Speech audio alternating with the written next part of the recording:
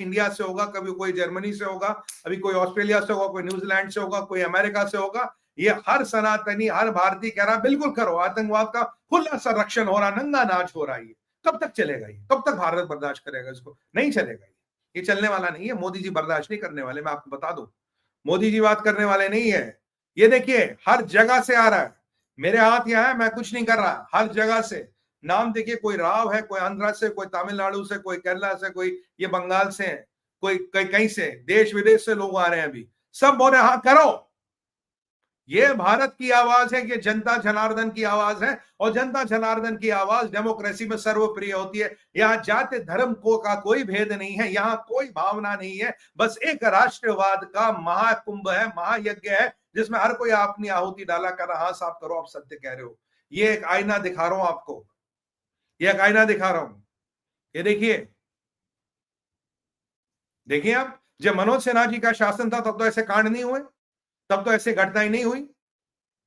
देखिए लोग आ रहे हैं हमारे। अब बताइए क्या करूं? इसको सेकुलर बना दूं, दिखा बंद कर दूं? थैंक यू भाई बहनों, बहुत बहुत आभार आपका, बहुत बहुत साधुवाद। आपने जरा इनको एक दिखा दिया, हिंदुस्तान एक है, भारत एक है, सनातनी एक है। जवाब देना हमें भी आता है और जवाब दिया जाएगा। आप कुछ भी कहो फारूक साहब, पाकिस्तान की ईंट से ईंट बजने से कोई नहीं रोक सकता। मुल्ला मुनीर, अगर कोई ख्वाहिश ख्वाहिश हो तो पूरी कर लो, हम तो यही कहेंगे। चलिए, ये जरा इनका पाकिस्तान का नेक्सस भी उजागर कर लिया। अरे 35 मिनट हो गए, टाइम का पता ही नहीं लगा। अब थोड़ा जल्दी जल्दी चलूंगा ये, क्योंकि इनको एक्सपोज करना बहुत जरूरी है। आप जानते हैं भारत विचार सबसे पहले करता और सबसे जल्दी करता, फर्स्ट एंड फास्ट। बाकी लोग follow the trend, which is good.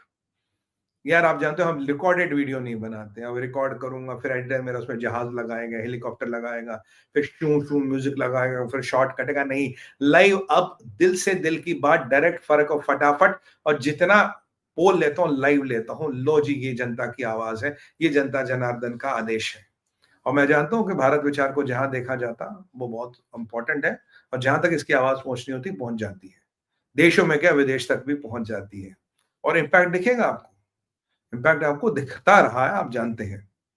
और ये जो हमारे साथ भाई बहन जुड़ते हैं, आपका जुड़ना फालतू नहीं है। You are doing a national service by contributing to the causes.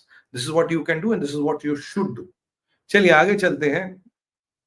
Islamabad में अनरेस्ट, ये जो मुल्ला मुनीर का अभी प्रमोशन हुआ है ताउमर बादशाह पाकिस्तान, तो ये जो अभी हमने इसको समझा है सेक्शन 243 का अमेंडमेंट, इसके बाद तो मुल्ला जी जब तो ऊपर नहीं जाएंगे तब तक बादशाह बने रहेंगे। मतलब जैसे किंग सलमान थे या सऊदी में, वो गए तो एमबीएस आ गए, तो जब वैसे ठीक था, जब तो मुल्ला मुनीर जाएगा नहीं, कोई दूसरा आ नहीं सकता।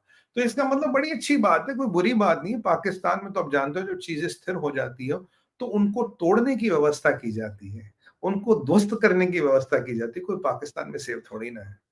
और पाकिस्तान में इतना आक्रोश है, अभी मैं पढ़ रहा था 2 सुप्रीम कोर्ट के जजों ने इस्तीफा कर दिया।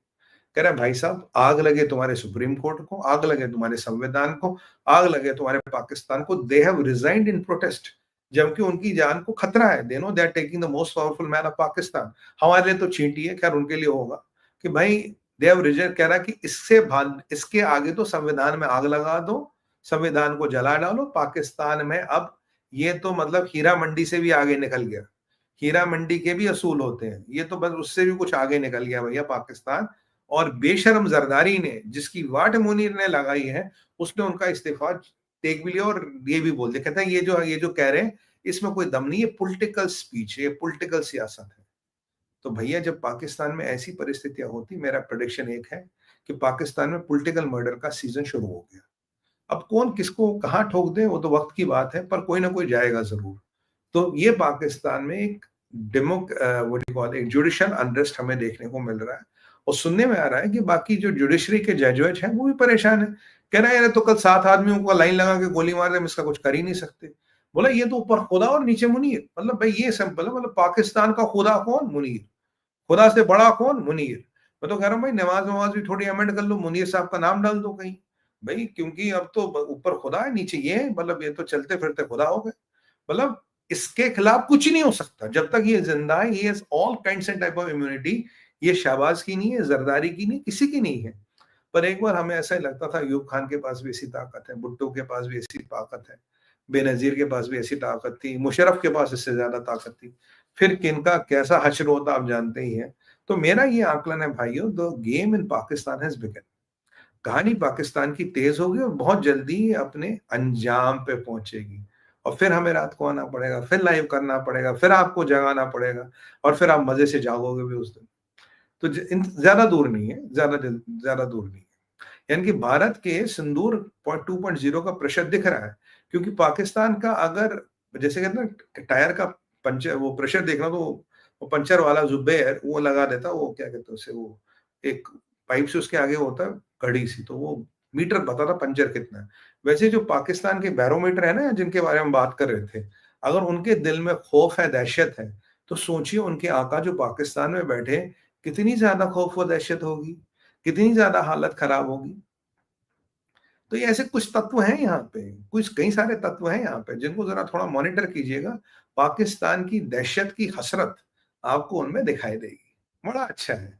और हमें पता है किस-किस को मॉनिटर करना है। पाकिस्तान की दहशत देखने के लिए किस, और कुछ तो ऐसे जिनके चेहरे पे आ जाता है। उनका फूला हुआ चेहरा पिचक जाता है। वैसे चेहरा होता है कैसा? वो नाशपाती जैसा ऐसा। और जैसे पाकिस्तान फिर बन जाता खजूर जैसा। पिचका हुआ। तो नाशपाती से खजूर का जो ट्रांज़िशन होता है वो हम देख लेते हैं। और उनके चेहरों की हवाइयाँ देख के मैं बता रहा था पाकिस्तान की कितनी हालत खराब। बाय द वे, पाकिस्तान में जो कल हमारा भाई इज़राइल से रेमॉन कह रहा था, ये भाई साहब जॉर्डन और इजिप्ट से 2 कार्गो प्लेन उतरे हैं। जो आपको कह रहा था पाकिस्तान युद्ध की तैयारी कर रहा है, ये बिल्कुल खबर है। आज कुछ और कार्गो प्लेन्स के उतरने के कुछ हवा में बातें, पर आई एम नॉट श्योर। पर ये जो जॉर्डन और इजिप्ट वाली बात है, ये लगभग आप कंफर्म मान के चलिए, कार्गो प्लेन उतरे हैं। तो पाकिस्तान मुसलमान मुल्कों से सामान ला रहा है, इकट्ठा कर रहा है। तो हमें भी तो अपनी तैयारी करनी होगी, कर रहे हैं हम। खैर, कल थोड़ा बिहार में व्यस्त थे, कल से फिर इसी मिशन में लग जाएँगे, क्योंकि आपकी बात तो जानते हो ना, पाकिस्तान जो निर्णायक युद्ध है, तुम्हें मुक्ति देनी है, मुक्ति। मुक्ति समझते हो ना? मुक्ति। और अब भी अगर भक्ति में रहते तो मुक्ति की आवश्यकता ही नहीं पड़ती। मतलब अगर सनातन की छत्र छाया में रहते तो मुक्ति की आवश्यकता ही नहीं पड़ती ना, भक्ति में रहते तो मुक्ति की आवश्यकता ही नहीं थी। खैर, तुम्हें समझ नहीं आएगा, तो इंसानों के लिए बातें, तुम्हें क्या समझ यार, छोड़ो। तुम्हारे आइडियल्स तो मसूद अजहर है, हाफिज सईद है ना? ठीक है बेटा, लगे रहो। ये हसरत भी जल्दी पूरी होगी। अब आते हैं हम लास्ट टॉपिक पे, ट्रम्प्स ग्रीन कार्ड गेम। देखिए, कल मैंने आपको समझा था ट्रम्प एक डबल गेम खेल रहा है, आपका H1B